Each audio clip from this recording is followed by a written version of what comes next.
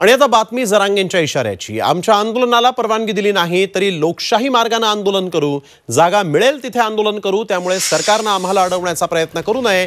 आमच्या गाड्या अडवल्या तर आम्ही फडणवीसांच्या नागपूर मुंबईतील घरात जाऊन बसू असा इशारा जरांगेंनी दिला। 20 जानेवारीला अंतरवालीतून मुंबईकडे जरांगेंचा मोर्चा निघणार आहे, तर जरांगेंवर मुंबईला येण्याची वेळच येणार नाही असं ग्रामविकास मंत्री गिरीश महाजन यांनी सांगितलं आहे।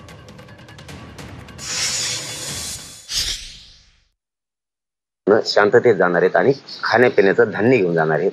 म्हणून सरकारला त्याच्यावरती काही ऍक्शन नाही करता येणार, कारण ते काय दगड घेऊन नाही चालले त्या ट्राल्यात, म्हणून ते थांबलंय। आणि मराठा समाजाला विनंती, आपण काय दगड घेऊन नाही चाललो, ट्राल्या घ्या, आपलं संरक्षण होणार। रात्री पाऊस आला, दिवसा पाऊस आला, ऊन लागायला लागलं, आपल्याला बसता येईल, जेवता येईल, परत खाली बसता येईल। खाली जर ओलं असलं, चिखल असलं तर आपल्या वाहनात आपल्याला झोपता येईल। त्यामुळे ते घ्या, त्यात काय दगड नाही, सरकार काय अडवणार नहीं, काय करणार नहीं। अमृत नोनी आर्थो प्लस, ये एक प्रूवन फॉर्मूला है। इसमें मौजूद नोनी फल के गुण और आयुर्वेदिक जड़ी बूटियां शरीर को जरूरी पोषक तत्व देने के साथ साथ हड्डियों और जोड़ों के घिसने, उनमें होने वाले सूजन और दर्द को रोकने में मदद करता है। दर्द मुक्त जीवन के लिए अमृत नोनी आर्थो प्लस। आणि जप्ती केली तर फडणवीस साहेबाच्या घरी जाऊन बसू सगळेजण।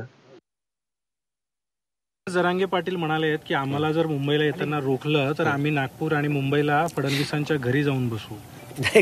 मी सांगतो की तशी वेळ येणारच नाही, त्याला वेगळं वळण लागता कामा नये। माझी जरांगे पाटलांना विनंती, आणि मी भेटून विनंती केलेली होती की आपण आता हे अंतिम टप्प्यात, अगदी शेवटच्या टप्प्यामध्ये आहे, कारण एवढी गर्दी मुंबईकडे यायला निघेल त्यावेळेला सगळेच प्रश्न निर्माण होतील। लोकांचे दैनंदिन जीवनातले रोजचे प्रश्न आहेत, ट्रॅफिकचे प्रश्न आहेत, सगळेच प्रश्न आहेत, रहदारीचे प्रश्न, सगळेच प्रश्न आहेत। त्यामुळे मला असं वाटतं की आपण अजूनही विचार करावा।